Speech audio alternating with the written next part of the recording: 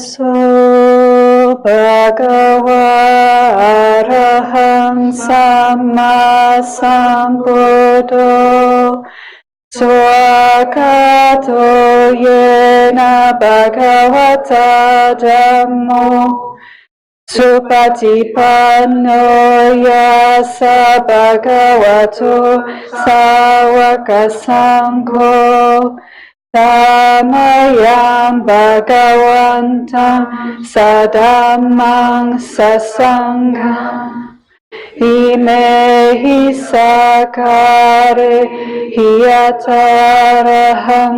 aropitehi abhipujayama sadhuno bhante bhagava suchiraparini bhutopi pachima janatanukampa ime sakare dugatapana karabhute patiganhatu amhakandi garatam itaya sukaya arahang samma sambuddho bhagava buddham bhagavantam abhivademi swakato bhagavata dhammo dhamma namasami supatipanno bhagavato sāvaka saṅgho saṅgham namami Handhamayang buddhassa bhagavato pupavaganamakaram karomase Namo tassa bhagavato arahato samma sambuddhassa Namo tassa bhagavato arahato samma sambuddhassa Namo tassa bhagavato arahato samma sambuddhassa Handhamayang buddhanusattinayang karomase Taṅkopana bhagavantam evaṁ kalayano kitisado abhugato iti piso bhagava arahang samma sambuddho Vichacharana sampano sugato lokavidu Anutaro purisadhamma sarati sata deva manusana bodho bhagavati Handhamayang buddha viduting karomase Buddha varahanta varata diguna biyuto Sudha vinyana karuna hisamagatato Bodhisiyo sujanatam kamalam vasuro Vanda mahantamaram vasajinendam Buddho sabapaninam saranam kemamutamam Vatamanu satitana vandamitam sirenaham Buddhasa samidasiva Buddho me samikisaro Buddha dukkha sagata chavidata chahita same. Buddha sahang niyate misariram jivitan shidang vandanti hang parisami Buddha se vasubodhitam. Nati me saranang anyang Buddha me saranang varang. Etena sacha vajena vadeyang satu sasane. Buddha me vandamana yayang punyang pasutang ida. Tabe piantaraya me mahesum tasate chasa.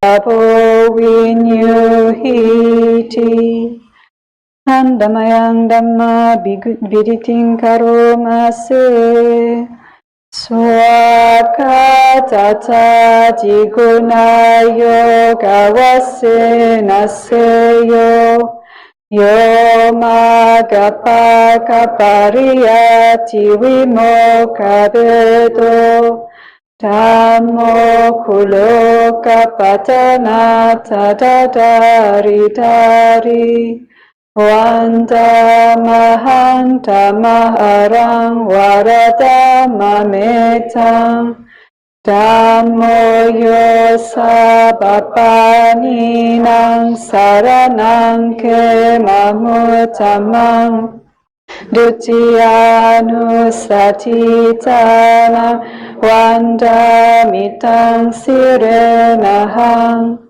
Dhamma samidasi wa dhammo me samikisaro Dhammo dukkha sagata chavidata chahita same Dhamma sahaniya demi sariran jivitan shidang Vandanti hang charisami dhamma se vasudhamatang Nati me saranang anyang dhammo me saranang varang Etena sacha vajena vadeyang satu sasane Dhammang me vandamana yayang punyang pasutang ida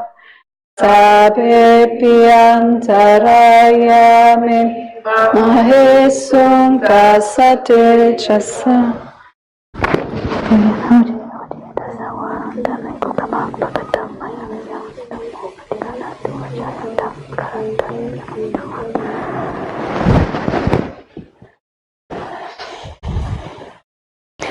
Handamayang sangha nusatinayang karomase Supatipano bhagavato sāvaka sangho Ujupatipano bhagavato sāvaka sangho Nyāyapatipano bhagavato sāvaka sangho Samicipatipano bhagavato sāvaka sangho Yadidang chatari purisa yugani yata purisa pugala Esa bhagavato sāvaka sangho Ahuneyo pahuneyo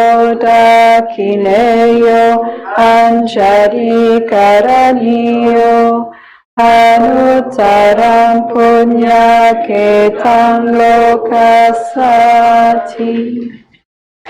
Handamayang Sangha Vidutin Karomase Sadamajo Supatipati Guna Viyuto Yota Vido Ariyapo Galasangaseto Sila Didhamma Pavara Sayakaya Chito Wanda Mahanta Maria Nagana Susudam Sangoyo Sabapaninam Saranam Ke Mamutamam Tatyanu Satitanam Wanda Mitang Sirenaham Sangha Samida Siva Sango Me Samiki Saro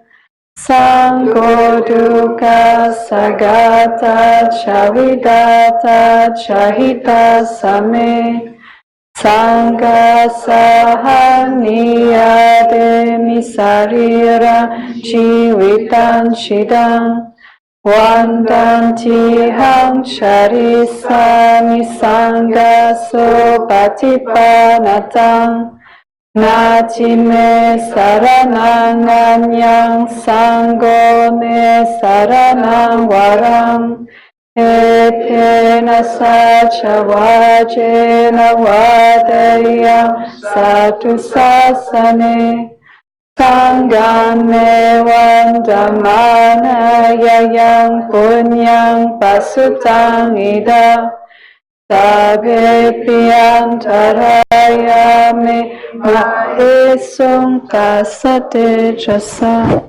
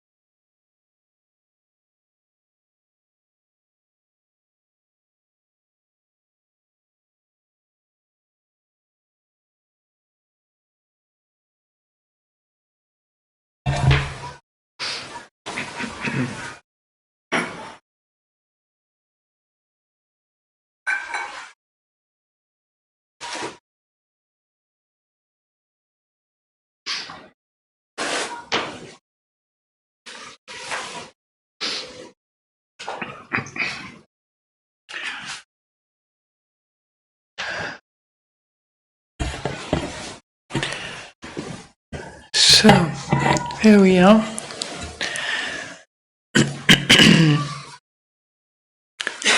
We can sit now quietly. Make sure your posture is firm and the back is elongated and your chin slightly tucked in. And you close your eye gently and continue to make peace with whatever arises in yourself. Making peace means you just see them as they are. You know, confusion, you arise and pass away. Worry arises and pass away. Feeling great arises and passes away. Feeling happy comes and goes too. So you begin to see the freedom of having a flowing mind, the happiness of a flowing mind.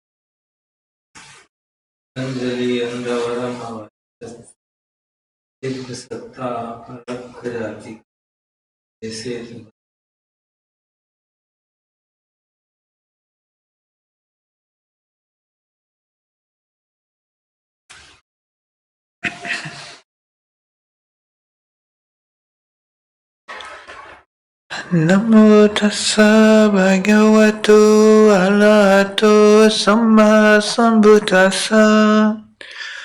Namo tassa bhagavato arahato samma sambuddhassa.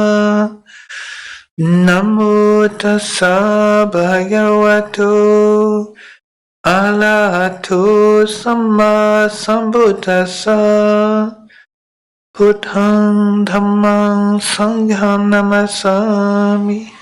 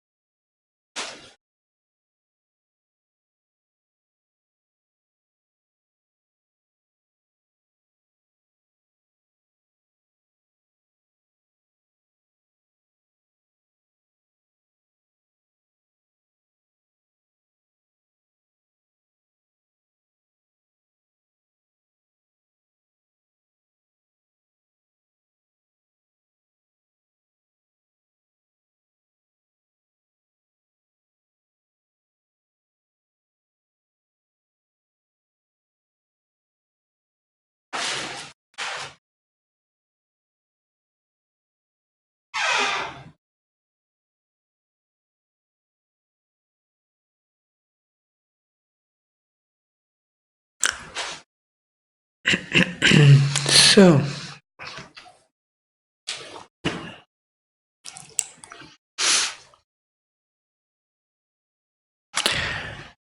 many of you in this group, in this venue, have been practitioners of the Dhamma for a long, long time.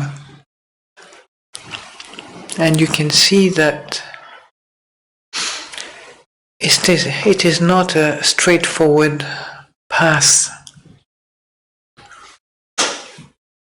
We can learn many things from different experiences of teachers and so on. But in the end, it's a teaching that needs to be realized by oneself. And so, one of the things I encounter again and again is people having doubts about themselves, doubts about their practice, or doubts about their realization, doubt whether they're right or wrong, and so on. Lots of doubts.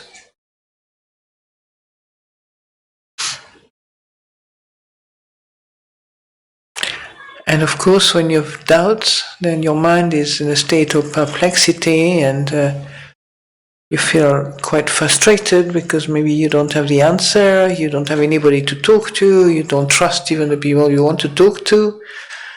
You may not know whether they have any answer for your question. That's one of the reasons why the teaching needs to be experienced and realized, even in small ways. There's many easy ways to know whether we are going forward or backward, whether you are making some step in a good right direction. Are you suffering more after practicing for a number of years than before you started the path?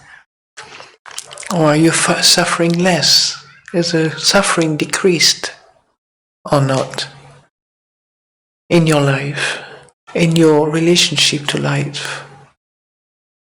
That's a good gauge, you know.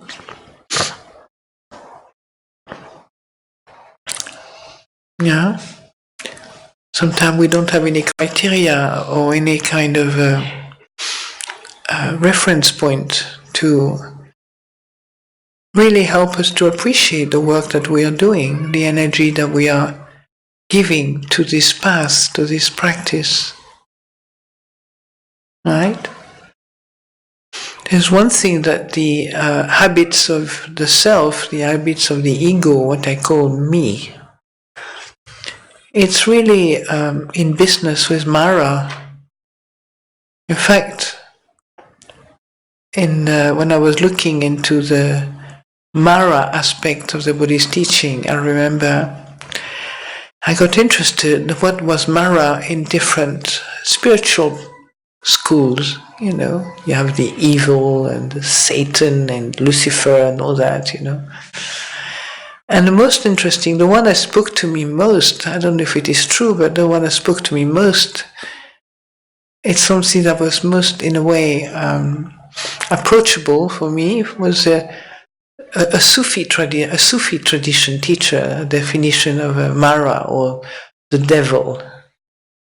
The devil. If you want to know the devil, you don't have to go very far, just look at yourself. You understand? Mara is just a mind in a state of ignorance. Mara is a mind in a state of delusion. Yeah? And you can see that this force of Mara, it's constantly at play with us. It's constantly kind of activating the mind in the opposite direction that we want it to be activated. You want a clear mind, and sometimes the doubts come. You haven't asked for these doubts, it just pops up. It took me, it's early in my practice. Unfortunately, I was able to begin to see the aspect of doubt as a hindrance. Do you understand? Part of the five hindrances: sense desire, sense pleasure, anger, restlessness and worry, sloth and torpor, and doubts. I had a mind that was a doubting mind. I always wanted to question, and I didn't have any answer, but I was, was not trusting very much anybody, nor my mind, So I felt that the most practical way to start was to start looking at doubts as a hindrance. And a hindrance it's also a paradox in the sense that it's a hindrance and it's also a facilitate maybe a moment of awakening, of waking up to the Dhamma. So doubt for a while, I just noticed that, it took me a while to realize it was just a habit. Once you see a habit, it's much easier than to see doubt as my problem. It's a conditioned habit. And I had a little story for you, just to see how I saw doubt as this habit. It's a simple, ordinary thing, really. When Ajahn Sumedho went to, in 1980, when Ajahn Sumedho went to Thailand, I was asked to look after the office. Little office, very little, very humble office, not much to do, but still there were things to respond, letters and so on. And that was the least, the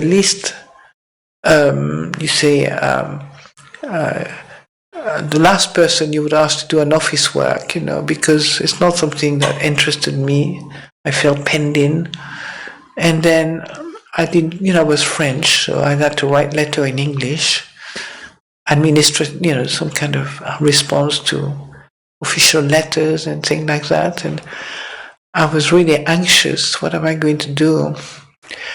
So I did not know I had a kind of obsessive doubt mind when I realized that, hoping nobody will see me, of course, in my little office, I was writing something and I said, read it, no good, put it in the paper bin.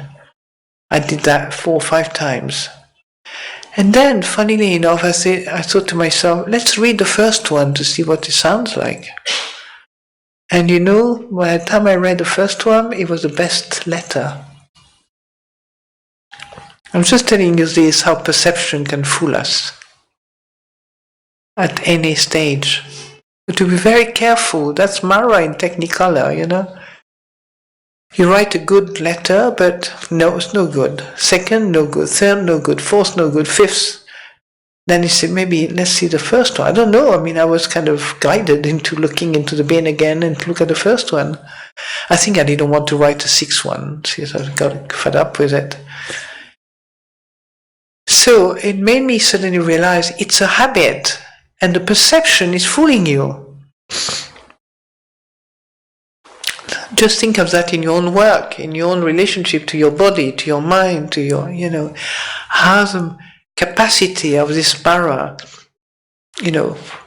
force can make you see the world in a completely wrong way or false way, or, kind of bring us, deform reality. And we can spend a whole lifetime believing that it's what deforms reality is a reality. We can spend a long, long time be caught up into this lie, right? So I can see, as I listen to all of you, there is still a lot of question that come from this. You're not, a kind of confidence is not established in the path, right? Because the path is not really dependent on external things. Once it's established, it's there with you, and you can do many things. You don't have to worry about the external world. You just get on with life. Wherever you are, the path is with you. Yeah? The confidence in the path is with you. So this is, not a problem, but when you begin to see your meditation practice, you begin to see how what arises in the mind is really not a you, not a me, but just a condition. I mean, call it sankhara, right? A construct. It can be a story, it can be a memory, it can be a fear, it can be whatever. It's a form that comes up into the mind. And what we are observing through the mindfulness practice, we begin to see maybe the deeper level of why those things arise. Below the thought, there is also a whole world of fear, a whole world of the 5 hindrances are still enacting their fearful roles, like when you feel sloth and torpor, doubts, worry and anxiety, restlessness. That's not fun, is it? And yet it underpins a lot of our daily life, right? It underpins a lot of our, the trouble we're exposed to in daily life. You worry, you feel agitated, confused. Then at some point you get fed up with being agitated, you go to sleep and take a drug or something to kind of calm you down and forget about everything. Then you doubt. That's a big one. Then why am I doing all this? What's the point? Is there anything for me in this? Is there any reason why I'm doing this? So Mara will come along trotting kindly and say, no, it's a waste of time, really. You haven't progressed at all. You've been, pumping anapanasati for months and months and years, and you still fight with your kids, still have a problem with liking yourself, still not patient enough, and so on. So the doubts will focus on something negative. I mean, unless you think you are an enlightened Buddha already, I think maybe you have a doubt. Am I an enlightened Buddha or not? Right? Some people are like that. Some people have perception of themselves as being kind of lesser than what they think. Lesser than what they are, rather. And others have a sense of aggrandizing version of themselves. A larger sense of themselves. We used to have somebody like that in the monastery, believe he was Christ. And he would come very seriously testing and checking the energy in the monastery to see whether we were doing well or not. There are plenty of people like that, don't worry. What a world, eh? To think here. He's obviously quite happy, and funnily enough, he came once when we had an interfaith gathering. We just had a few days of a retreat, and it was a conference. The first year of that gathering was a conference, and then we enjoyed it as a company of each other so well. At Amaravati, we did a retreat together, an interfaith retreat. And then, of course, this guy turned up, from the local town. When we were having the ending of the retreat was a grand celebration of all sitting in circle around the mandala that I had made, actually, with the 4 elements: water, flower, fire, and air, right? And then this guy turned up and started talking, because we were just talking spontaneous. Whatever people wanted to say, they could say it. There was no forcing. No, you don't have to. But if you felt inspired to say something, we just spent a few days meditating together, participating into a mass for the Christian, and so on. They were doing puja with us, and so on. And then this guy turned up, and of course, at some point, he said something, and everybody stayed very quiet. Till he finished his speech. So that's the joy of life, is that you don't have to control it constantly, That's joy. You can let people be at peace with their own madness,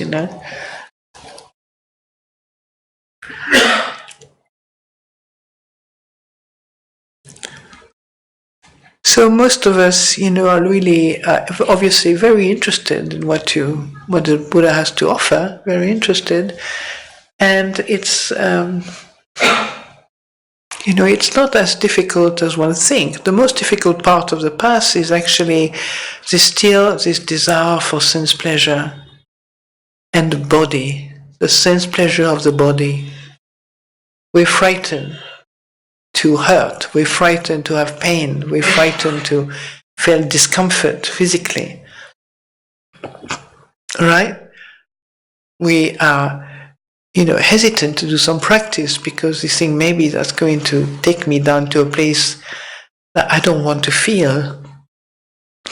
You give up your ice cream for sugar for a little while. That's not much, but giving up maybe the habit of being angry with the situation. Giving up the habit of doubting. Because doubting is such a kind of difficult to pin down because, when you are small, I don't know in India, but in France or in England or in America even more, the more you ask questions, the clever you are considered, you see. Ask lots of questions. What a clever boy or girl. She's really interested, Ask question again and again till the parents get way fed up at some point, Does God exist? How many gods do you have? Can rabbit have 3 legs? They might have seen that somewhere, Anyway, lots of questions. So it's not so easy to give up doubts because we consider it as an intelligent question. And the Buddha does encourage this kind of inquisitive mind, inquiring mind. You know, it's like really encouraging the Buddhist teaching to question and to see for oneself. Some tradition have used doubt as a mean of awakening. It's called Watsu in Chinese. And in Korea, for example, they have a skillful means, an object of meditation, which is, who am I? Right? You say, who am I? You don't say Buddho, you say Buddho, Buddho, Buddho. Who am I? And Ajahn Sumedho used that method. And all of us probably experimented with that method. It's not a magic method, but it has a way of piercing consciousness and shaking, and sort of suddenly you are back into the present moment. And this questioning mind seems to kind of wake up the mind, has a waking up result. Who am I?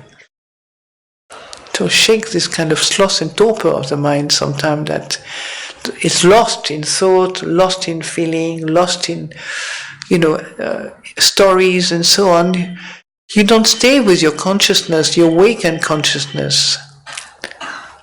It's very easy to sink, isn't it? To let the mind sink and get completely stirred up into the mass of, conditionings that arise in the consciousness. We sink. Sometimes it's because we have not enough energy, we haven't produced enough energy in ourselves to really have the mind energized enough to see, to observe. Being aware, being mindful requires energy. That's why we have Vayama on the path. Sama Vayama, Sama Sati, Sama Samadhi. Remember the last 3 factors of the Noble Eightfold Path? Without energy, it's very difficult to wake up, to get to know what it is to be woken up. You okay?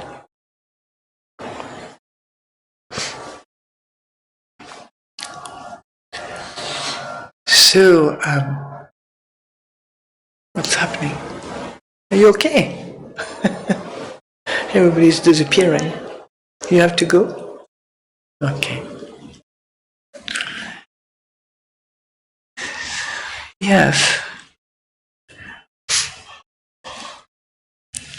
So to gain confidence in the path, it takes time and no time. So everything is happening in the present moment, but also it takes the mind that is willing to be very, very patient with the world, because the results are not sort of fantastic or kind of exploding, like an explosion, of fireworks, even a tiny one. It's something very humble. Ajahn Sundara used to say, just be like an earthworm. If you want to have an aggrandizement of your personality, that's really a bit of a letdown, isn't it? So Ajahn Sundara just gets down to, just be like an earthworm. But if you're really fed up with that self that keeps kind of popping its head up, and there's another Mara coming up, you quite like to turn into a little earthworm, You feel quite happy that you just kind of start relating to something that's is not going to have the power it gives to itself to intimidate you. You understand? So having an earthworm, being like an earthworm, is refreshing at times. It's pretense, it kind of gone down to a degree where you can actually start talking to each other. Sometimes fear intimidates us so much, So, how many people will tell me when they practice in a monastery, that many people, not just one, many, realize, including myself, you realize you know quite a lot and you realize, you have had insight and so on. But then the mind is like, if I have this image of being like an onion, you peel one layer, the next one comes, you peel one layer, one, you could say the mind is like peeling an onion. You have one level of anger peeled off, and the next one you don't even feel it because it's so habitual. This is why you need to be very patient, because you don't know how many layers of these conditionings you have, so that you can begin to relax and see if you feel tense and uptight. And so maybe it's nothing wrong with you, it's just you beginning to wake up to the deeper layer of your stress, deeper layer of the dukkha in your mind and body. Do you understand that you haven't done anything wrong? Yeah? You just suddenly you connect with that level that needs to be accepted and made peace with. You can see how it's not easy to detect what to do, because the habit of blaming oneself is so strong, isn't it? The blaming of, finding fault, that's Mara, you see? Mara is always on the lookout to destroy somebody's confidence. You find Mara in I don't know if you came across the poems of the Arahant nuns, have you? You have read it? You have them, don't you? Yes, there you go. So, Mara is there, just before they become Arahant. Mara is still telling, oh, what are you doing here? So skinny and looking miserable. I mean, I'm kind of paraphrasing. You are beautiful. You could be so happy making merits for your family. What are you doing in this place? So the nuns always have this kind of sharp response, that almost kill Mara confidence on straight away. And Mara is usually traveling with a little army, and we don't know whether they are she or he. But there's always Mara in the Buddhism is interesting. It's always depicted as a ridiculous character, not like the devil that kind of make you frightened.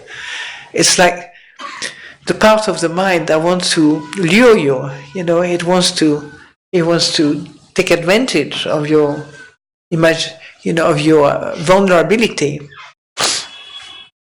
So every time, the nuns have a sharp answer to the question or to whatever she's telling them, and Mara is always go away, defeated. She's been seen. She said, they know us. We haven't been able to fool them, basically.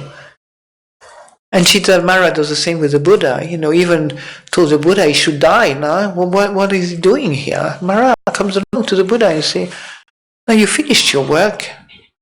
Why don't you die?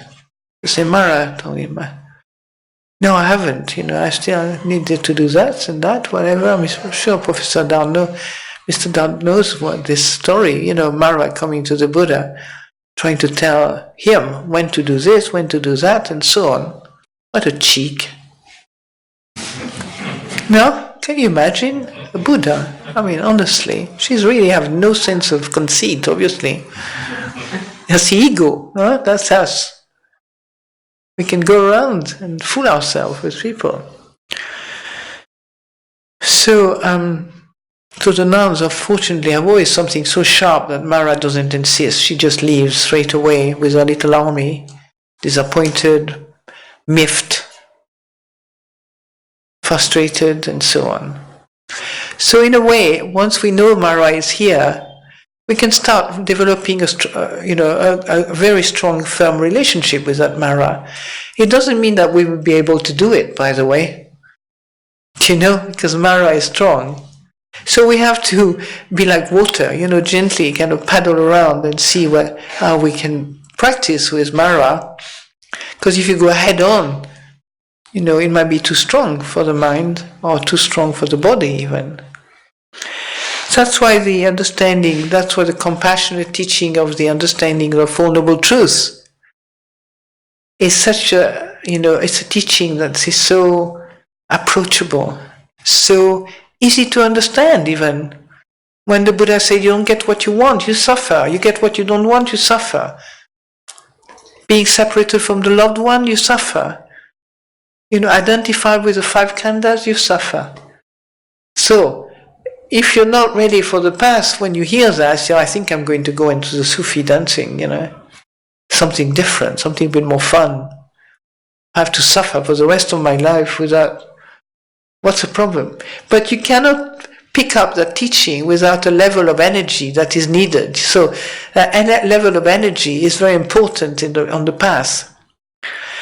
That's why in the practice, you develop the paramita as well as the path of emptiness and letting go. Do you understand? You develop also quality that brings happiness into the heart. It's very important to develop this quality of generosity, of loving kindness, of ethical standard and so on, rising up above the Mara level, right? And begin to see that without that kind of positive energy, it's very difficult to deal with suffering. If you don't see suffering as it is, then you become the suffering. Do you understand? And as you become the suffering, you've lost your path. We're not becoming suffering, we're seeing suffering as it is, anicca, dukkha, anatta. So, this is what the practice is leading you, is to see clearly the three characteristics of existence, of all phenomena. And so you can just take one day, you're going to see something that bothers you, and you can begin to look at, is it anicca or not? You can see, you take on board a little project, and decide to look at that carefully. You take something that bothers you. Maybe you feel not successful in what you're doing. You see that feeling is there. It's kind of producing, not just feeling, but also result is that you start believing it if you don't see it consciously, wisely, mindfully. You start really knowing at your system. To be very careful what we think. It has an effect. I told you the story of Deepak Chopra, didn't I? Right? You just have to think, I'm thirsty, for the whole body to retain water. What happens if I think I'm really fed up? We have to find that. If you think I'm fed up for too long, you will become fed upness. And you might not see it, which in your pile up another becoming, top of each other. By the end of it, you feel depressed. You're fed up for an hour. Can't ask your mind to kind of rise up above all that. Maybe it's kind of engulfed into a pool of energy. That's really miserable. Do you understand? So you have to really, this mind is your world. Do you understand? The mind that you live in is a world that you produce. So, it's really good. What reality do you want to see around you? It's not a baby path. You have to be really responsible in a way. And for me, it's attractive because it demands for me kind of an energy that in a way that's really important to stay alive and well. To stay awake and well. So it's a path of health in some level, huh? The path of ill health is to lose energy and to be prey to all kind of disease. Not just physical disease, but also mental disease. Depression, confusion, intense agitation, obsessive mind, all that kind of thing can happen if you're not really, if you're prone to these things and you don't really bring the degree of mindfulness needed to be seen, to see them in such a way that it don't start influencing your whole system. But once you are on the path of Dhamma, there is a saying in your evening chanting that the Dhamma supports those who support the Dhamma. So that's a beautiful verse, isn't it? So you're not just on your own. The Dhamma, whatever that means, it's a kind of word where, you say the truth, it's nature, it's the way it is, it's, but you have to discover yourself, what is Dhamma? It may not have a word for it to explain, but you have to intuitively get to know what it means to be with Dhamma and to be not be with Dhamma, To be with Dhamma has one aspect, is that maybe you don't have to carry around so much kind of regret and remorse. You're doing the best you can, and then you leave the rest, We used to do the best you can and leave the rest to karma. That was a saying that was going around in the community. And I remember one of the sisters who was with us, I was quite, I was suffering from intense kind of habits of being a perfectionist, Anything that was not perfectly done, I used to feel so miserable. And I felt really bad because I hadn't done a good job, right? And it was such a relief when one of the sisters told me, like very simply, you do the best you can. She didn't say, and leave the rest for karma. You do the best you can, and that's it. You should have done the best you can. There's always somebody will come along and say, oh, that wasn't quite right here. Or somebody will come along and say, what a wonderful job you did. Somebody else say, oh, you haven't done your job properly, But in oneself, one become more independent. You do the best you can. And after that, just let go. You can't just reminisce for hours and hours how you could have done it better or how you could have, it doesn't help the mind to find peace. But it's hard to do, it's not so easy because the whole world will intimidate you. Mara is a world, it will intimidate you to suffer through this ridiculous, obsession with perfection. Just to make you sink into more misery because you'll never get perfect. Nothing will be ever perfect. The perfection is to be at peace with imperfection, Ajahn Sumedho used to say. That's the perfection. Right? That speaks to our heart, doesn't it? It doesn't mean we have to be imperfect to be really at peace with imperfection. It just says, you can do the best you can and you're at peace with it. The peace of mind is not just a cop-out. The peace of mind is understanding that the mind renews itself all the time. So don't keep dragging the old, drudge from the past. It's not necessary. The letting go is important not because it's a nice Buddhist thing to do. It's because you're taking care of the stream of your mind. And you're not overloading it with masses of worry, anxiety, doubt, and so on. Stories of me, and stories of others, and stories of their me, and my me, and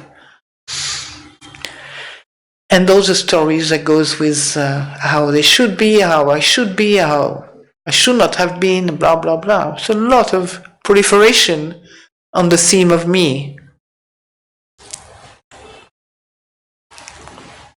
I still remember, it kind of brings back a story, it's still not quite directly related to that, but I remember Joseph Goldstein, you've heard of him, don't you?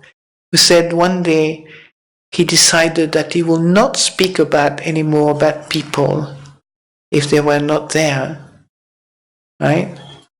He said, I realized a few days later I had nothing to say.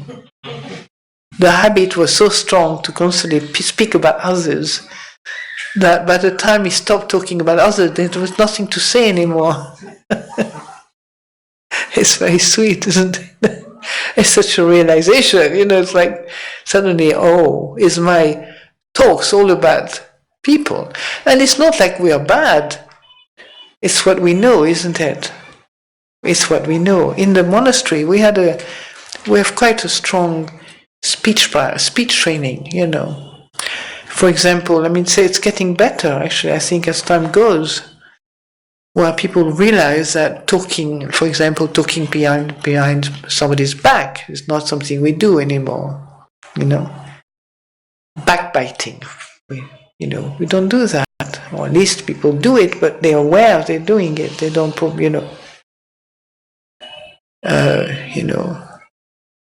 criticizing people behind their back. That's not something we have. There's kind of quite a commitment to right speech in the community of monastics, So, that helps a lot to not feel maybe, if somebody, you feel like a sense of people are talking with each other. If you don't talk about people with you don't have that fear that people are talking about you. You understand? You don't have that paranoia. Are they saying something about me? Because you said something about them. Do you understand? So that cut down a lot of troubles. When you stop doing this kind of thing, you find that it's much easier to live with people. It's hard work, to stop talking about people when they are not present. And I learned it from one of the sisters, who, because she was nice and kind and so on, people loved to go and talk to her about all the senior nuns, all the nuns training and so on, what they thought about her. And at some point she had a mini explosion of her, I think, and said, enough is enough. He said, don't come to me. If you want to talk to somebody and tell her what she thinks, you go to the person. Which is a skill in itself, to set up a time for feedback. So it's more refined already. You're not just kind of emptying your bag onto somebody's chitta and then let them leave them kind of, plunge into a bag of negativity and misery that you just poured on this person. But you can begin to take care of other people's mind also, and not to do that to them, because it's also not skillful. If you talk to somebody, it's much better to talk with somebody who doesn't believe you. I used to say that 20 years ago. We all need to talk to somebody at some level when we get fed up with frustration and misery,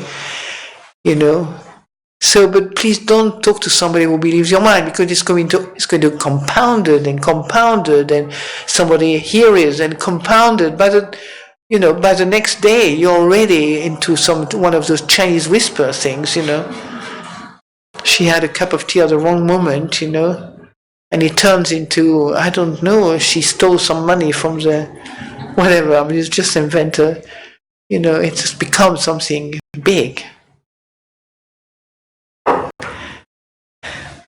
So we have to be very careful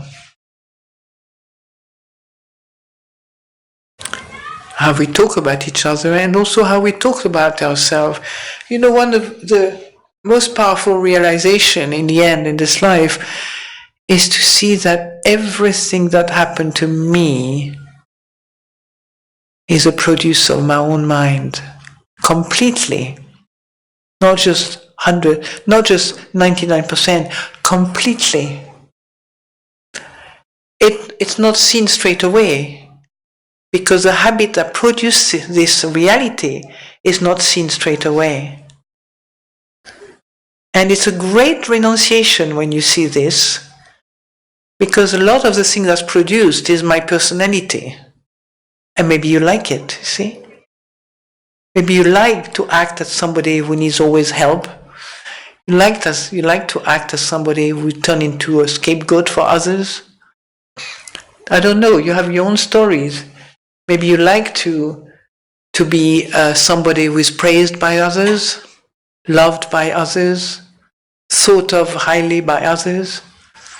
So you do all kinds of things unbeknown to you often that create the sense of I'm important, or I'm a poor guy, a poor woman, people hate me, But then at some point you see you are creating those conditions yourself. Nobody's creating. This is a step that's very important. I'm not saying that others, the world outside, is not part of the cause, but it's what you put out that bring back the cause, the response. You understand? It's what you put out. So, for example, if you teach, for me, it was very difficult to give up jokes. I love to make jokes, not just jokes, but funny stories. I used to have a great time being a great entertainer with a group of friends, and I would tell a story and so on. And didn't take me very long. A few months later, I realized every time I told a funny story, it was at the expense of somebody else. You understand? Describing how somebody walks and drive me nuts, or how somebody dress, and just from turning those characters into funny characters, And I realized it was at the expense of these people. I couldn't do it. I lost about a quarter of my personality like this. It was grief. It was grief, of losing myself. Truly, I had nothing to really make friends anymore. Just like when we gave up money. If I had a problem with somebody or somebody, one monk or a nun, I could always buy them a little. I still had, we still could handle money. I could buy a bar of chocolate, or I remember buying, offering to Ajahn Sumedho some pen brushes and things like that for his artwork. I used to find him really difficult, so I thought I could just kind of, like you say in French, we say planifier, and just kind of smooth out the terrain, by getting him nice paintbrushes. I couldn't do that anymore. We couldn't cook. And we were very good cook, That's another set of renunciation, we're becoming alms mendicant. Can't cook, can't buy anything. Have this training that keeps showing you what to renounce because the mind needs it, Your mind, for the path of liberation, you have to give up a lot of things, Not just the hair, not just the makeup which I used to wear, not the beautiful clothes I used to dress with, high heel shoes, When I came to Chithurst the first time, I took my most sportwear shoes I had. They still had high heels, not very high, but my sport size of heel, which was still about that much, It was not like this big kind of, walking shoes that everybody's wearing nowadays, these big heavy boots kind of thing. So you do realize, that the path is constant renunciation. Giving up. All the monks were really happy with the 4 nuns. We were all very good cooks at the beginning. And at the end. And then they had to give us up. It must have been difficult for them too. And we didn't have so many things to cook, but we were all quite creative with what we had to make it a very tasty meal, So, nobody tells you that in book, do they? You don't read this kind of thing in the book. What to do after you give up? Being a funny girl, being, a real kind of trying to be an attractive woman, And I still remember looking at somebody. I don't know if you know Martine Batchelor. Have you heard of her? She's the one who shaved our head the first time, because Ajahn Sumedho, I don't think, could bear shaven-head women straight away in England, I think he thought maybe we might leave, I don't know. Or our parents might attack him. So what have you done to my daughter? Anyway, he let me, Martine Batchelor, do it instead. And then I remember looking at myself in the mirror after that, and my thoughts were, finished. Literally was finished. Basically, I could never ever be somebody who could be pleasing to a man. Do you know what I mean? Finished, it was over. And in some way I was quite happy, to be honest. I was not interested in that kind of thing anymore, so that was not, but still it became like a real full stop, it's like that's it. And but I find it very liberating, by the way, having shaven head, because I began to talk to men, like men talk to each other, I suppose, without the sense of the sexuality involved in this. Do you understand? Which we don't even know; it just happened completely unconsciously. Do you understand? So I just could talk to them like another friend. It's like. But it's not like nobody is doing anything sexual particularly, but it's part of the system, So that house seemed to have died almost from one day to the next. Quite emptied out that much.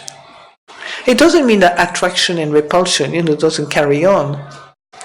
But at that point, there was a sense of death, something ended. Yeah? And then you have to give up, then you have to give up to the idea that you're a nice person. That's come quite early in the monastery. I used to think to myself very socially, fairly adapted, quite friendly, a bit of charisma, fun girl, all that sort of thing, and then you end up with nuns, Oh my God, that was the end of all hope for me to think of myself as a nice person. It's the end of it. From day one, I started hating everybody. Of course, I was polite and I was kind of discreet, but I could know what inside me, I don't like those women. Of course, eventually, to survive, you have to find something you like about them, don't you? Otherwise, you will never survive, because those people are perfectly fine. It's just your own critical mind. They were not my type of friend. No? One was very pious. I could stand pious people. The other one was an ex-hippie, and I avoided hippie during the whole period of hippie time because I felt they were too lazy and old and kind of lost, My parents, I call them the first hippies. They were not truly hippies, but they were part of the intellectual group of people after the Second World War, where they were, after 2 wars, they were really wanting an alternative lifestyle, many people. Quite free, quite open, And then, what else? And then the fourth one, that's right, was American. She passed away, but she was half American, half English. And she was totally eccentric and totally chaotic. I was myself, I had a degree of chaos. In fact, down the years of practice, I realized I was reading about the law of chaos. And I said, that's us. That's the mind. The mind is part of the law of chaos. It fits perfectly well. Then you stop being anxious about your own mental chaos, That's the way the mind works. That's the way the universe works, it seems. So there's a degree of renunciation that people don't read about through the process of walking the path. So people start hating you because you're not, you can get angry, you can get upset, you can get impatient, all of us, all at the same time sometimes. And it's like, if you're a psychologist or psychotherapist, you know the term family dynamic, right? You're not saying the nicest things, brothers and sisters, they just, when I go back home, even though I teach, they begin to see that I'm doing something kind of a bit interesting, And, so this family dynamic is quite toxic if one is not careful. Yeah, toxic in the sense that we keep repeating the same pattern with each other, and we're not necessarily very constructive. It's not a constructive energy. And it's also kind of fixing people in certain role and certain, persona and certain kind of, I like her, I don't like her, moving with what I like and don't like, judging and so on. So it's a very difficult dynamic to get out in the mind. So things are much better for me, from my perspective. Things are moved on a lot. Maybe because get people who are quite mature when they come to the monastery already. And also this speech habit, these family dynamic concepts, are well known now in the modern world. Where people go to courses of all kind, to readjust their psychological kind of imbalances and miseries and so on, right?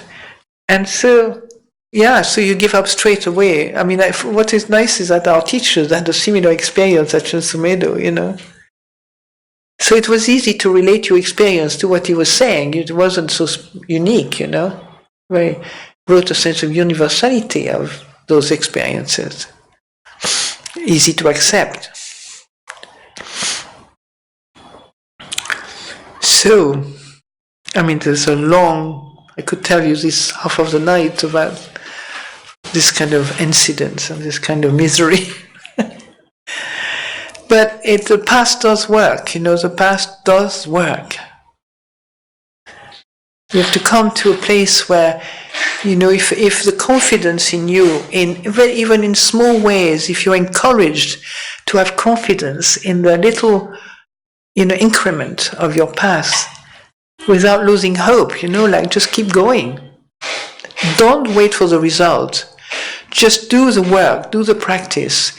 Don't expect anything from the practice, because otherwise you will be quite likely disappointed. Expectation bring in their stride disappointment. So just take care of yourself. Just do it for the love of it, I always say. Do it because it's a good thing to do. Just like it's better to you to eat good food rather than poison. You won't have any doubt between poison and good food, don't you? At some point you can see all this kilesa like a real poison. Do you understand? It's not just a metaphor, it's true. At some point, delusion is like it's like drinking poison.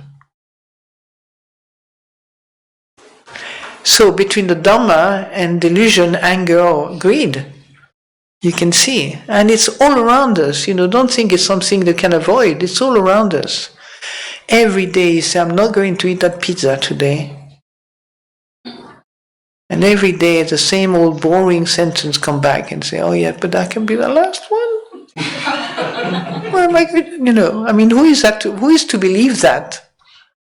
Yet, when you are not mindful or still blinded by greed, that thought makes you feel bad because I speak French now. From one thing, it's just a stupid thought, right?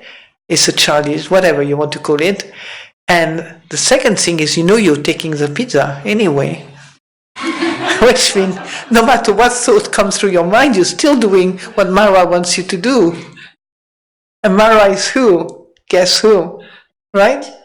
Is this habits of greed. So, it's good to develop a friendly kind of attitude toward the path.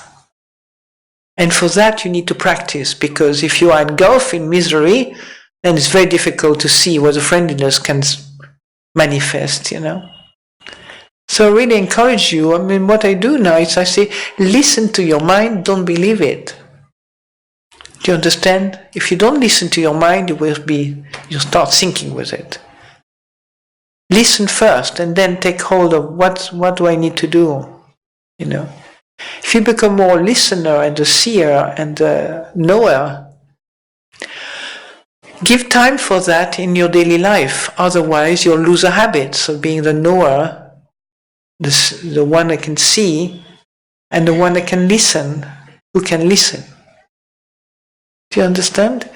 And it's so rich. It's such a rich world you discovered, and such a rich kind of potential for transformation, that why not do it?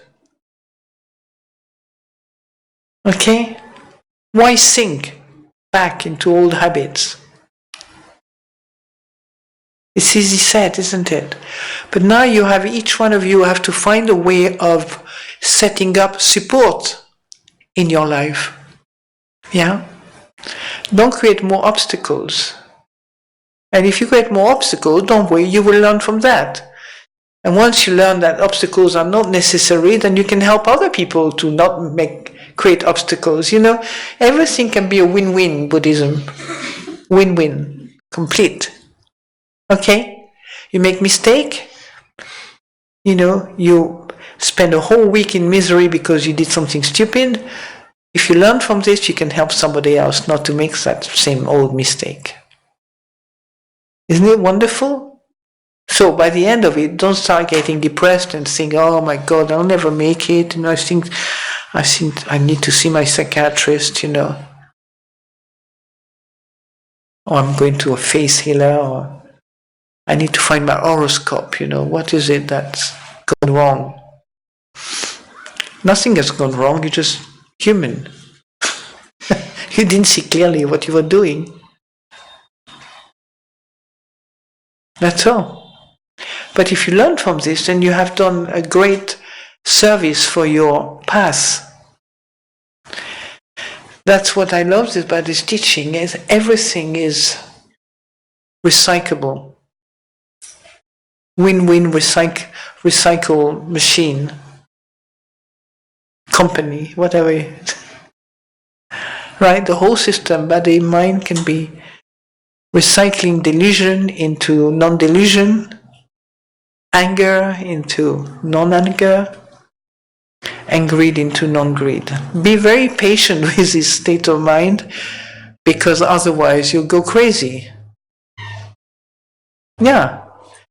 Because it doesn't go back just yesterday. It's a long story in your life. So, remember that doesn't happen overnight. Yeah. So now we're getting later and later, and I don't know about Professor Dara completely. Mr. Dara, forget you completely, not realizing that you're writing pages upon pages of... Are you okay? Well, I think it's probably enough for today, huh?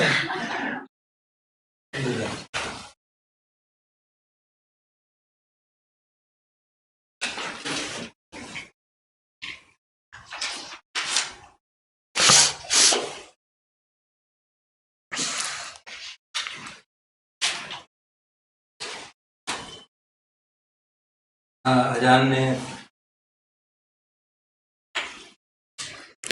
Don't you want the people to... Ajahn started her, Ajahn ने अपना प्रवचन शुरू किया कि आप में से कई लोग बहुत समय से साधना कर रहे हैं, लेकिन कई टीचर से आपने सीखा भी है, तो कई बार कंफ्यूजन हो जाता है। तो हमको ये समझना चाहिए कि जो टीचिंग है वो हमको खुद ही अपने आप रियलाइज करके हृदयंगम करनी है, क्योंकि डाउट्स हमेशा उठेंगे और डाउट सिर्फ पढ़ने से क्लियर नहीं होंगे, वो अपने अनुभव के आधार पर ही क्लियर होंगे। और जो शंकाएं हैं या परप्लेक्सिटी है या कंफ्यूजन्स हैं, वो दिक्कत तब होती है जब आपके पास कोई ना हो जिससे कि आप साझा कर सकें, कुछ डिस्कस कर सकें, जिस पे विश्वास हो, तो उस स्थिति में और मुश्किल हो जाता है। तो जब हम टीचिंग को एक्सपीरियंस करते हैं तब जाके हमारे डाउट सचमुच में हटते हैं, और हमारी साधना ठीक हो रही है नहीं उसका एक ही मापदंड है कि क्या हमारी सफरिंग, क्या हमारा दुख कम हो रहा है कि नहीं हो रहा है। और वही एक अच्छा मापदंड हमको हमेशा साथ रखना चाहिए, एक रेफरेंस पॉइंट है हमारे लिए कि हम अपना एफर्ट जो है ठीक से कर रहे हैं कि नहीं कर रहे हैं। एक जो महत्वपूर्ण बात साधना में हमेशा ये रहती है कि हमारी जो आदत है मैं के भाव की, जो ईगो की, सेल्फ ईगो की, वो उसके प्रति हमें सजग रहने की जरूरत है, क्योंकि वो आपने बताया कि जो भगवान मारा की बात करते हैं वो मारा उसी रूप में, उसी सेल्फ ईगो को ही पकड़ के अनेकों रूप में प्रकट होता है। तो कई जो रिलीजन्स हैं, अलग अलग धर्मों में इस तरह के मारा के अलग रूप दिए जाते हैं, तो उनको लगता है कि जो सूफी परंपरा है उसमें मारा या जो शैतान की बात कही जाती है, तो कहते हैं कि अगर शैतान को देखना है तो अपने शीशे में देख लो, क्योंकि वो समझते हैं कि वो हम खुद ही हैं, क्योंकि वो मारा जो है वो हमारे ही मन का प्रकटीकरण है, एक तरह जो हमारे मोह का भाव है उसी का प्रकटीकरण है, और वही निरंतर जो है नाना रूप में प्रकट होता रहता है। खास तौर पे हमारे शंका के बारे में, साधना की शंका के बारे में, अपनी एबिलिटी के शंका के बारे में। तो आप अपने अनुभव से बताती हैं कि सचमुच में जो डाउट का जो संखार था वो तभी हल्का पड़ा जबकि मैं उसको एक हिंड्रेंस के रूप में देख सकती, ना कि उसको एक ऐसी परिस्थिति के रूप में जो कि मुझे हटानी है। तो सबसे ज्यादा प्रैक्टिकल वे आप कह रही हैं कि जो डाउट है, जो विचिकित्सा है, उसको भी एक हिंड्रेंस के रूप में देखा जानी, जैसे भगवान हमको समझाते हैं 5 हिंड्रेंस के पैराडाइम में। हालांकि ये भी एक सत्य है कि भगवान डाउट को या इंक्विजिटिवनेस को, क्वेश्चनिंग को एक पॉजिटिव फैक्टर भी मानते हैं। तो वी हैव टू सी कि उसके अंदर कैसे बैलेंस किया जाए। और उन्होंने उदाहरण के तौर पर बताया, जब अजान सुमेधो 1980 में वापस थाईलैंड कुछ समय के लिए गए थे, तो आपको वहाँ के ऑफिस के बारे में कहा गया देखने को। तो क्योंकि वो फ्रेंच है, इंग्लिश लिखने में थोड़ी दिक्कत थी, तो उनको कुछ चिट्ठी लिखनी थी, तो पहला लिखा, फिर उनको लगा वो ठीक नहीं है, दूसरा, तीसरा, चौथा, पांचवा। तो जब इतनी बार लिख के तंग आ गए, तो उन्होंने कहा अच्छा से देखते हैं पहला कैसा था। तो उनको लगा वो पहला ही बिल्कुल सबसे अच्छा था, बाकी सारे जो वर्शंस बनाए गए वो सिर्फ डाउट के कारण, एक आदत जो थी अपनी कैपेबिलिटी पे शंका की, उसके कारण हुआ। तो इस तरह से एक इंसाइट डेवलप होती है कि हम जो हमारा संखार है डाउट का, वो किस तरह से हमको प्रपंच में फंसा देता है और जो सत्य है उसको डिस्टॉर्ट कर देता है। और कई बार साधकों का बहुत सारा समय इसी चक्र में चला जाता है कि वो जो चीज ठीक को, जो परिस्थिति है उसको ठीक से देख नहीं पाते। और जो अजान कह रही है कि जो उनको लगता है कि यहाँ पे कई लोग जो साधना भी कर रहे हैं, लेकिन उनको उतना कॉन्फिडेंस पूरी तरह भी नहीं है। उनके जो प्रश्न पूछे गए उनसे उनको ऐसा लगता है कि कॉन्फिडेंस नहीं है, तो एस्टेब्लिश करने की आवश्यकता है। तो जब कॉन्फिडेंस डेवलप होगा तो जो साधना का मार्ग है वो हमेशा हमारे साथ ही रहेगा। और इसके लिए एक जो मंत्र है वो यही कि जो भी हमारे मन में उठता है वो मैं नहीं हूँ। ये बात हमको अगर समझ में आ जाए कि जो भी मन के अंदर बात उठती है, चाहे वो शंका, कोई भी हिंड्रेंस हो, कोई किसी भी तरह का निवरण हो, वो मैं नहीं हूँ, एक संखार है जो उठा है। चाहे वो हमारी पुरानी याद हो या भय हो, चाहे डाउट हो, चाहे स्लॉथ एंड टॉर्पर हो, जो कुछ भी है वो मैं नहीं हूँ, एक परिस्थिति के कारण ये सब हिंड्रेंस उठी है। उसको अगर हम उस सेंस में डिस्टेंस होकर देखेंगे तो उसका इम्पैक्ट हमारे पे काफी कम हो जाता है। दिक्कत यही है कि हमारा डेली लाइफ में भी ऐसे ही चलता रहता है, तो डेली लाइफ की जो आदत है वो और हमारी साधना में भी आ जाती है।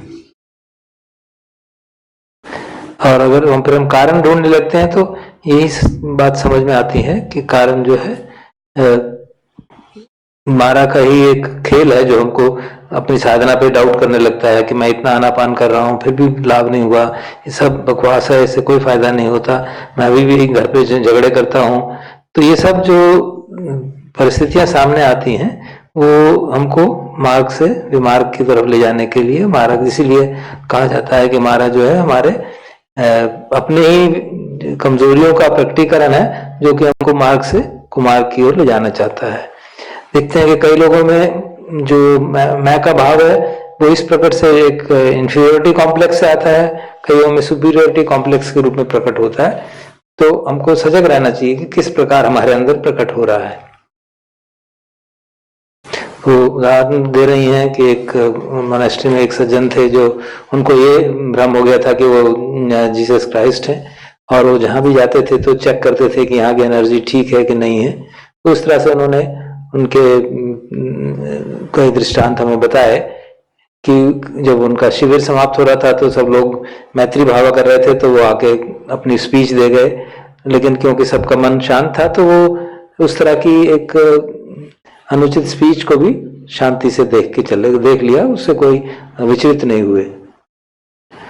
आपका कहना है कि जो हमारे अंतर्मन में निहित इंद्रिय सुख की बात है, सेंस प्लेजर्स की बात है, वो एक बहुत भारी बाधा साधना में बनती है, और उस कारण से हम जो अप्रिय परिस्थिति है उनसे घबराते रहते हैं,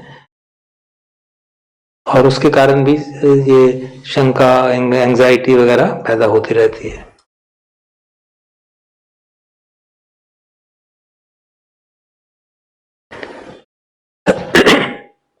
जो प्रश्न है एक तरफ से तो आवश्यक है, क्योंकि भगवान हमको एनकरेज करते हैं कि ये पाथ इंक्वायरी का पाथ है, इन्वेस्टिगेशन का पाथ है, हम चांट भी करते हैं यही पस्य को, लेकिन दूसरी तरफ से वो वही क्वेश्चनिंग एटीट्यूड एक डाउट के रूप में भी प्रकट हो सकता है, तो हमको वो स्पष्ट करना चाहिए। तो उन्होंने बताया कि एक तरीका जो अजान सुमेधो और आपने भी इस्तेमाल किया है, एक मन को शांत करने का, उसकी हैबिट्स को, क्वेश्चनिंग हैबिट्स को, वो माई की जो इंक्वायरी है, मैं कौन हूँ, इस तरह की इंक्वायरी करने से भी मन जो है, उसके विचार जो है इधर उधर भटकने, जो प्रपंच है वो रुक जाते हैं। जो हमारा स्लॉथ एंड टॉर्पर है, जो आलस्य है, वो हट जाता है। विचारों में खोने की जो आदत रहती है वो भी हट जाती है, क्योंकि इंक्वायरी जो है, मैं क्या हूँ, एक बड़ा भारी प्रोवोकेशन होता है इंक्वायर करने का कि क्या हो रहा है। फिर उन्हें ध्यान हमारा दिलाया कि एनर्जी की तरफ, वीर्य की तरफ, मगर वीर्य का होना भी बहुत आवश्यक है, क्योंकि अगर वीर्य कम होगा तो मन जो है सिंक कर जाता है और वो ऑब्जर्व, उसकी सती पुष्ट नहीं हो पाती, और सती नहीं हो पाती तो आलस्य और निद्रा में जाने का ज्यादा स्कोप हो जाता है। सबसे बड़ी बात आपके विचार में है कि हमको पेशेंस रखना चाहिए। पेशेंस बहुत जरूरी है, क्योंकि हम कई बार सोचते हैं कि कुछ एक फैंटास्टिक चीज हो जाएगी साधना करते करते और सब प्रॉब्लम सॉल्व हो जाएंगी एक ही झटके में। ऐसा होता नहीं है। हमको पेशेंटली अपने मार्ग पे चलना होता है, और अपनी पर्सनैलिटी को कुछ एग्रेंडाइजमेंट जो कहते हैं ना, उसको एक अहंकार का भाव भी नहीं आना चाहिए। जो अजान का वो बता दृष्टांत देते हैं, वो कहा करते थे कि we should be like an earthworm, एक केंचुए की तरह रहें, बिल्कुल ह्यूमिलिटी से जीवन जिए। जैसे ही हमें कोई मैं का भाव स्ट्रांग होता है, अहम का भाव स्ट्रांग होता है, अहंकार का भाव स्ट्रांग होता है, उसका ऑब्वर्स एस्पेक्ट है कि फियर आता है, इंटिमिडेशन होने लगती है, क्योंकि जब वो जो अपनी पर्सनालिटी है उस पर चैलेंज होता है तो भय का भाव भी जागता है। जो हमारा मन है वो बता रही संखारों के बारे में बताया उन्होंने कि जैसे प्याज का छिलका निकालते हैं तो एक लेयर, एक संस्कार निकली, फिर उसका दूसरी लेयर निकली, तो पेशेंटली हमको काम करना पड़ता है। हम ये सोचते हैं कि हमने एक बार जैसे गुस्से का संस्कार देख लिया तो अब खत्म हो जाना चाहिए, क्योंकि उसकी बहुत सारी डीपर लेयर्स होती हैं जो संखारों की, तो उनको हमको पेशेंटली एक के बाद एक देखते रहेंगे तो उनका इम्पैक्ट कम होता जाता है हमारे चित्त स्ट्रीम में। कई बार हमको जब ऐसा लगता है कि संखार हम देखे और उतरे नहीं, खत्म नहीं हो रहे, फिर आ रहे हैं, तो फिर हमें लगता है कि शायद मैं कुछ गलत कर रहा हूँ, और फिर हमको ध्यान रखना चाहिए कि इस साधना मार्ग में गलत करने का स्कोप बहुत कम है, क्योंकि ये अधिकतर यही होता है कि जो हमारी अपनी कमियां, कमजोरियां हैं, वो हमको मारा के रूप में प्रकट होकर हमारा कॉन्फिडेंस डिस्ट्रॉय करने की कोशिश करती हैं। और फिर उन्होंने बताया कि आपने थेरी गाथा पढ़ी होगी। थेरी गाथा में जो थेरियां हैं उनकी कई दृष्टांत आते हैं, किस तरह मार उनको मार्ग से हटाने की कोशिश करता है। ये कहे कि देखो तुम तो बिल्कुल सूख के कांटा हो गई हो, और तुम तो इतनी सुंदर हो, ये कहाँ इन चक्रों में पड़ गई हो। तो इस तरह से वो जब भी ऐसा दृष्टांत हम पढ़ते हैं उनमें, तो देखते हैं कि वो पहचान जाती हैं कि हो तुम मार हो, और उसको पहचानने मात्र से ही उसकी मार की शक्ति क्षीण हो जाती है। तो हमको कुछ करने की जरूरत नहीं है मार को हटाने के, जैसे उसको पहचानने की जरूरत है। ये एक संखार है या जो भी परिस्थिति खड़ी हुई है वो एक निवरण है, उसमें कोई सत्य नहीं है, वो भी अनित्य है और समय से बदल जाएगा। तो बताते हैं कि जब भी इस तरह से थेरियों को वो परेशान करता था मार, और जब उनको पहचान जाती थी कि मार मैंने तुमको पहचान लिया, तो मार डिसअपॉइंट हो गए, ऐसा आता है उनमें दृष्टांत, जैसे हमने पढ़ा हुई है कि वो चला जाता है वहां पे, क्योंकि उसको लगता है कि मुझे पहचान लिया और अभी मैं इनका कुछ बिगाड़ नहीं सकता। लेकिन इसका मतलब ये नहीं है कि हम हर बार मार को हेड ऑन लें, क्योंकि अगर हमारी कोई ऐसी दिक्कत सामने खड़ी हो रही है, ऐसा संस्कार हो रहा है जो बहुत विशद है, और हम चाहेंगे कि उसको डायरेक्टली हैंडल करें, वो भी उचित नहीं है, क्योंकि उससे मन भी और शरीर पे भी असर पड़ सकता है। इसीलिए जो 4 सत्यों की शिक्षा है वो बहुत महत्वपूर्ण है, और हम उसको अगर अपने जीवन में व्यंगम करते रहें कि जो प्रिय से बिछो होता है तो दुख होता है, प्रिय से संयोग होता है तो दुख होता है, 5 खंड दुख है, ये बात अगर हम बार बार स्मरण रखें तो इस विषम परिस्थितियों को हैंडल करने में सहायता मिलती है।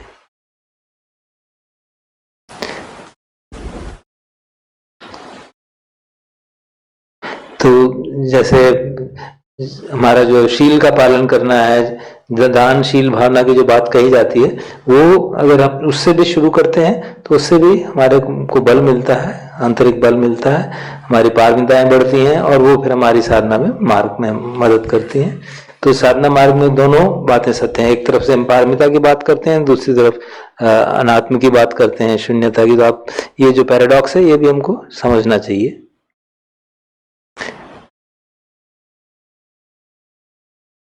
तो जब भी हम साधना कर रहे हैं, मुख्य बात जो हमको ख्याल रखनी चाहिए कि तीन जो लक्षण हैं, अनिच्छा, दुख, अनात्ता, उसको ध्यान से स्पष्ट रूप से देखने का प्रयास करना चाहिए कि, और अनिच्छा को देखें ठीक से, और फिर उसको देखें कि वो हमारे जीवन में उतर रहा है कि नहीं। जो भी हमारे को कोई चीज परेशान कर रही है, हमारे अनुभव पे परेशान कर रही है, अब अगर हम उसको सचमुच में देख रहे हैं कि वो अनित्य है और समझ गए हैं, तो वो हमारे पे हावी नहीं हो सकती।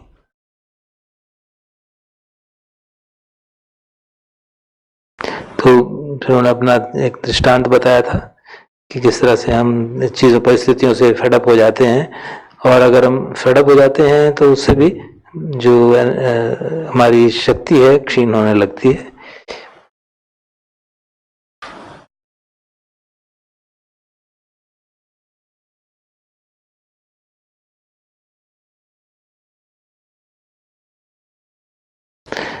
तो उसमें एक और जो इन्होंने महत्वपूर्ण बात हमें समझाई कि हम सोचते हैं कि किस तरह का मन हमारा होना चाहिए। क्या हम हमेशा दुख में ही घटे रहें? अगर मन में विचार उस तरह के आ रहे हैं तो क्या वो जो सम्मा वायामा की बात कही, उसको भी हमको देखना चाहिए कि जिस तरह का मन मैं चाहता हूँ उसा ही मन में जो अपनी तरफ से एफर्ट से बनाना चाहिए। अगर मन में द्वेष जागता है तो उसके प्रतिकूल जो बात कही जाती है वो भगवान सम्मा वायामा में बताते हैं, उस पर भी काम करना चाहिए, क्योंकि हम ही we are responsible for our state of mind. हमारा मन के लिए हम रिस्पॉन्सिबल हैं और हम समझदारी से उसकी मन की स्थिति को बदल भी सकते हैं। और हर बार वो वीर्य के ऊपर बहुत अपना स्ट्रेस दिया कि अगर हमारी वीर्य कम हो जाता है तो हम शारीरिक और मानसिक कठिनाइयों से जूझने लगते हैं, क्योंकि अगर वीर्य कम होता है तो सती नहीं होगी, उसको ठीक से देख नहीं पाएंगे, तो वो फिर हमारे पे हावी होने शुरू हो जाते हैं, तो फिर हम धर्म के मार्ग पे चलना मुश्किल हो जाता है। लेकिन जैसे हमारा धर्म के मार्ग पे चलते हैं, ये बात भी सत्य है, जैसे हम धम्मपद में पढ़ते हैं कि जो धर्म जो है धर्मचारी की मदद करता है। तो अगर हम धर्म के मार्ग पर ठीक से चलते हैं तो धर्म भी की शक्तियां भी हमारी सहायता करती हैं। ये बात उसको बुद्धि के स्तर पर समझने की शायद उतनी नहीं है, ये इंट्यूटिवली हम समझ जाते हैं इस बात को। और एक और जो उन्होंने अपना अनुभव के आधार पर बताया कि हम परफेक्शनिस्ट जो एटीट्यूड है वो बहुत दुख देता है। हमको हमेशा लगता है कि जो जैसा हमें करना चाहिए था उससे हमने उतना अच्छा नहीं किया। और उन्होंने बताया कि उसका एक मंत्र जो उनको बहुत अच्छा लगा कि do the best and leave the rest. तो वो एक हम अपनी तरफ से जितना भी अच्छे से अच्छा कर सकते हैं एफर्ट करें, लेकिन वो परफेक्ट होगा और लोग उसको अप्रिशिएट करेंगे ऐसा हमको एक्सपेक्ट नहीं करना चाहिए।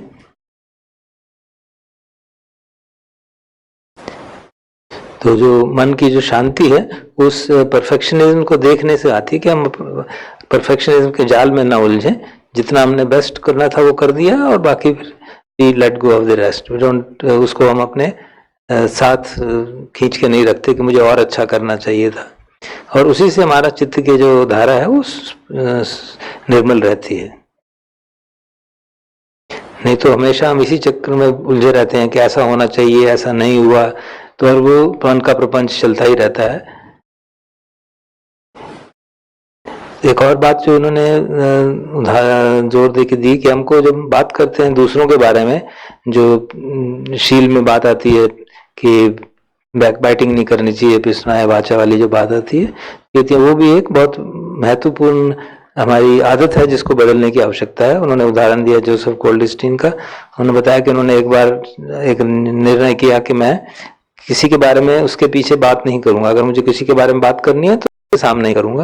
वो कहते हैं कि इसके बाद एक आध हफ्ते के बाद उनको लगा कि मुझे कुछ और कहने की बातें नहीं है, क्योंकि जो बात करने की आवश्यकता है कम हो गई। तो लगा कि हाँ, हम अधिकतर समय दूसरों के बारे में तीसरे आदमी से बात करते रहते हैं, और इस तरह से जो है हमारा शील, एक तरह से सम्मा वाचा जो है वो टूट जाता है। तो सम्मा वाचा के प्रति कमिटमेंट होना भी बहुत हमारे को सुखदायी रहता है हमारे लिए, कि एक पारमी भी बनती है, और हमको फिर ये भी जो पैरानोया रहता है कि अगर हम दूसरों के बारे में बैक बाइटिंग करते हैं तो हमको हमेशा ये लगता है दूसरे भी हमारे बारे में कर रहे होंगे। हम चल रहे हैं और कोई बात कर रहा है तो लगता है जरूर मेरे बारे में बात कर रहा हूँ। तो इस तरह का जो पैरानोया है वो सम्मा वाचा के कारण छूट जाता है। तो उन्होंने उदाहरण दिया कि वहाँ मोनास्ट्री में एक नन थी जिनके पास सभी यंग जो ट्रेनीज थी वो जाती थी और सीनियर्स के बारे में कंप्लेन करती थी। तो एक बार उनको उससे उलझ के उन्होंने कहा कि अब बस हो गया, अगर आपको बात करनी है किसी के बारे में तो स्ट्रेट आके उसके बात करो। तो ये आपका एक महत्वपूर्ण एडवाइस है कि अगर हमें किसी के प्रति कोई शिकायत है, कोई उससे बात करनी है उसके बारे में, उससे कुछ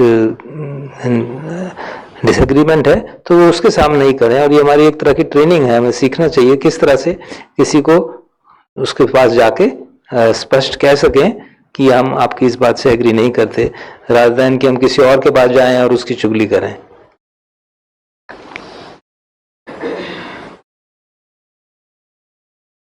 एक बात जो फिर उन्होंने बहुत महत्वपूर्ण कही कि हमको ये बात अपने हृदयंगम करनी चाहिए, जो कर्म सिद्धांत की बात होती है कि जो भी मुझे हो रहा है वो मेरे मन की प्रोडक्शन है, वो किसी और ऐसा लगता है कि बाहर के कारण हो गया, लेकिन उसके रूट में जाएंगे तो जो भी परिस्थिति मेरे मन में हो रही है, जो भी आ रही है, उसका उत्तरदायी मैं हूँ। और ये ठीक से देख पाना, इसको ठीक से समझ पाना और हृदयंगम करने से बहुत लाभ होता है।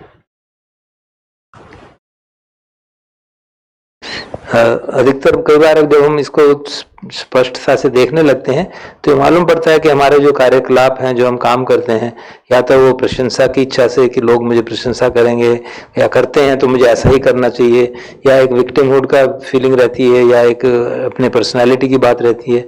तो जब हम स्पष्टता से ये सब देखने लगते हैं तो हम इस चंगुल से छूटने लगते हैं। एक सेल्फ व्यू भी एक आत्मभाव का प्रकटीकरण का तरीका है। तो इस बात को अगर हम स्पष्टता से देखने लगें तो उससे छूटने की बात की संभावना प्रकट होती है।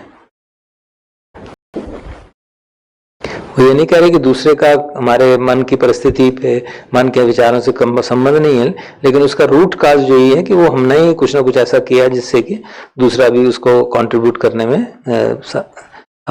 उसका सहायक हुआ। तो हमें कई बार हमारी आदत होती है, वो बता रही थी अपने अनुभव से, कि हम दूसरे के बारे में वो कैसा ड्रेस करता है, कैसे बात करता है, इस बात को लेके काफी मजाक करते हैं। और वो बता रही थी कि मैं वो ऐसा करती थी, और जब उनको ये रियलाइज हुआ और उन्होंने छोड़ दिया तो उनको ऐसा लगा कि 1/4 of the personality is gone, क्योंकि इतना एस्पेक्ट पर्सनैलिटी का इसी में था कि दूसरों के बारे में चुगली का व्यवहार, जो उसे हिंदी में कहते हैं। और बता रहे हैं कि अब हम जैसे किस तरह से नन बनने से रिनंसिएशन बढ़ता है, क्योंकि फिर अब वो नन होने के कारण का पैसा नहीं है, अगर वो चाहती हैं किसी के लिए कुछ गिफ्ट लें तो वो खरीद नहीं सकती, किसी को अपने जो पहले जैसे ड्रेस कर सकती थी वैसे ड्रेस नहीं कर सकती ना, पहले वो खाना अपने लिए पसंद के हिसाब से बना सकती थी तो अब नहीं बना सकती। तो ये सब चीजें, छोटी छोटी चीजें जो होती हैं, ये भी एक निष्क्रमण की जो पारमी है, जो रिनंसिएशन है, उसको बढ़ाने में मदद करती हैं। उन्होंने बताया कि जैसे लेडीज को बालों के बारे में, आभूषण के बारे में, ड्रेस के बारे में बहुत सजगता रहती है। जब बाल काटे गए तो उसके बाद उनको लगा कि अब तो ये सब खत्म हो गया। तो एक तरफ से तो वो कष्ट देता है, लेकिन दूसरी तरफ से बड़ा लिबरेटिंग एटीट्यूड रहता है कि चलो इस जंजाल से हम मुक्त हो गए। तो जब हम इस दृष्टि से अपने इन आदतों को रिनाउंस करते हैं, छोड़ते हैं, तो धीरे धीरे ये जो एक भाव रहता है कि मुझे इस तरह का अच्छा आदमी बनना चाहिए, इस तरह का मेरा व्यवहार होना चाहिए, और ताकि मैं दूसरों पे अच्छा इंप्रेशन पड़े, वो सब भी धीरे धीरे कम हो जाता है। क्योंकि जब हमने उन्होंने बता रहे हैं कि जब हमने ड्रेस चेंज की, अपने बाल सब काटे, तो ये स्पष्ट हो गया कि अब ये सब नहीं चलेगा, क्योंकि वो जो बाह्य सुंदरता है वो एक तरह से समाप्त हो जाती है।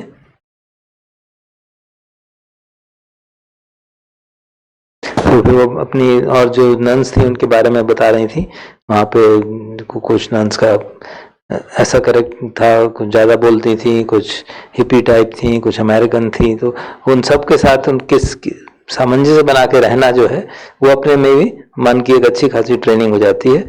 और तो उससे पता चलता है कि कैसा क्योटिक मन होता है, और क्योस को भी हम अगर ठीक से देख पाए तो फिर उसके साथ भी हमारी we come to at peace with that.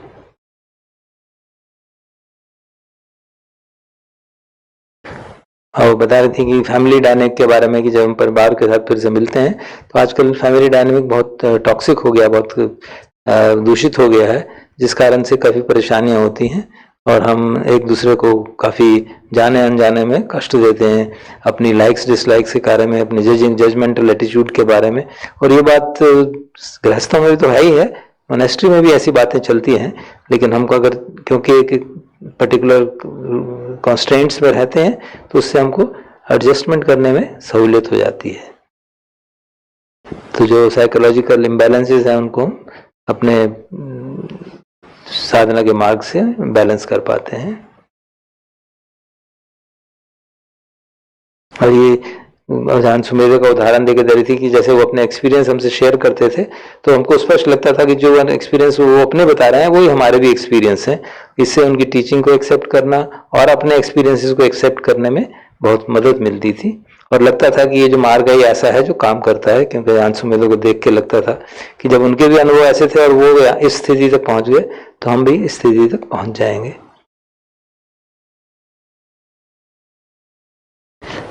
तो जब हमको ये कॉन्फिडेंस होने लगता है कि मार्ग सचमुच में चलता है तो हमारे डाउट स्वतः ही कम होने लगते हैं। लेकिन उसके लिए एक पैराडॉक्स ये भी है कि अगर हम निरंतरता से यही एक्सपेक्ट ही करते रहेंगे कि हमारी साधना से हमको कितना लाभ मिला, हमारी साधना से कितना लाभ मिला, तो उससे भी हमको दिक्कत हो जा सकती है। हमको ये भाव रखना चाहिए कि साधना करना स्वयं में ही अच्छी चीज है, क्योंकि इससे it is like good food. हम सामान्यतः भोजन करते हैं तो गंदा भोजन नहीं करते, विषैला भोजन नहीं करते। इसी तरह से हम समझते हैं कि हम अगर साधना करने से अच्छे मन के संस्कार बनाते हैं, अच्छे मेंटल स्टेट्स बनाते हैं, क्लेश को नहीं आने देते, तो क्लेश भी एक तरह के विष ही है, एक तरह से जहर ही है। तो वो बात समझ के हमको साधना करनी चाहिए, ना कि हर निरंतरता से वो तोलते रहे हर क्षण की हमें कितना कितना लाभ हुआ। जो भय है या गुस्सा है या लोभ है, ये भी एक तरह से विष की तरह ही है जो हमारे मानस की सुख को विषैला बनाते हैं, मन को। तो अगर हम ये बात समझ जाते हैं कि हाँ हम इन क्लेशों से अपने मन को बचा रहे हैं, तो उतना ही अपने मन में एक हमारा कॉन्फिडेंस बनाए रखने के लिए और साधना के मार्ग में प्रगति करने के लिए काफी होता है। तो अगर हम जितना जितना सती हमारी पुष्ट होगी उतना हम इन इंद्रियों के चक्कर से, इंद्रियां जिसे हमें खींच ले जाती हैं, उससे बचना शुरू हो जाता है।